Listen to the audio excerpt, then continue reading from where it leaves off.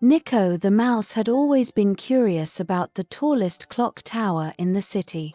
Its grand golden hands ticked away the hours, its giant bell chimed through the streets, yet no one ever seemed to enter. The wooden door at the base was locked, the windows were too high to peek through, and the townsfolk simply walked past, never giving it a second thought. But Nico wasn't like the others. He needed to know what was inside. One crisp evening, as the city lights flickered on and the streets grew quiet, Nico scurried toward the base of the tower. The air was filled with the scent of old stone and metal, and a faint humming sound vibrated through the bricks. He placed a tiny paw against the door, locked, as always. But then, something strange happened. A small gust of wind rushed past Nico's whiskers, and the heavy door creaked open just a fraction. Someone had left it unlocked. His heart thumped with excitement. He glanced around, no one in sight. Taking a deep breath, he squeezed through the gap and slipped inside. The interior of the tower was even more mysterious than he had imagined.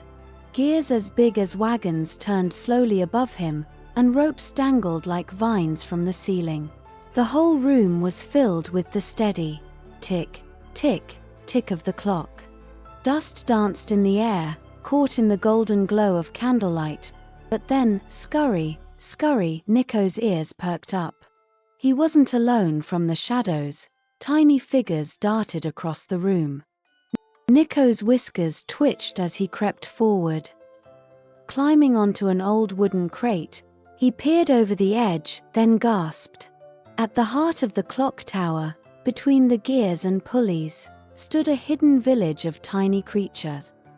They were no bigger than Nico himself, dressed in patchwork coats with tools strapped to their belts. Some tightened screws with tiny wrenches, while others polished the gears with little cloths. And in the center of it all was a grand brass pedestal holding a giant, glowing gear. The great time gear. Nico barely had time to process what he was seeing before. Snap, a loose floorboard creaked beneath his paws. The creatures froze. Tiny eyes turned toward him. Then, before Nico could react, something yanked him backward. A tiny hand clamped over his mouth. Shh. You're not supposed to be here, a small voice whispered. Nico turned to see a little mouse-like creature staring at him, eyes wide with urgency. Come with me, quickly, before the timekeepers find you. Before Nico could ask who the timekeepers were, the stranger pulled him into the shadows, just as a deep, echoing voice rumbled through the tower. Who dares disturb the clock tower's secret? Nico's heart pounded as he crouched behind a stack of wooden crates. The deep voice echoed through the clock tower once more. Show yourself, intruder. The tiny mouse-like creature beside him tugged at his paw. We have to move now. Nico didn't argue. He followed his rescuer through a maze of gears, past a line of tiny lanterns flickering with blue fire. They darted into a narrow passageway behind a wall of pipes, squeezing through just as the sound of footsteps grew closer. Who are these timekeepers? Nico wondered. And why don't they want anyone here? Once they were deep inside the passage, his rescuer finally let go of his paw. Now that Nico could see properly, he realized the small creature wasn't a mouse at all. She had soft, silver fur, large ears, and bright violet eyes that shimmered in the dim light. A tiny belt of tools hung around her waist. Who are you? Nico asked, catching his breath. The little creature straightened. I'm Luma, a gearling. She narrowed her eyes. And you shouldn't be here. Nico's ears twitched. I didn't mean to sneak in. The door just opened. Luma's eyes widened. It opened. Before Nico could answer, a sudden chime rang through the tower. Luma gasped. Oh no! They've sounded the alert. The timekeepers are coming. She grabbed Nico's paw again and raced deeper into the passageway. The walls vibrated with the movement of the clock, the gears above them spinning in a slow, steady rhythm. Finally, they reached a small wooden door. Luma pushed it open, revealing a hidden chamber lit by glowing blue crystals.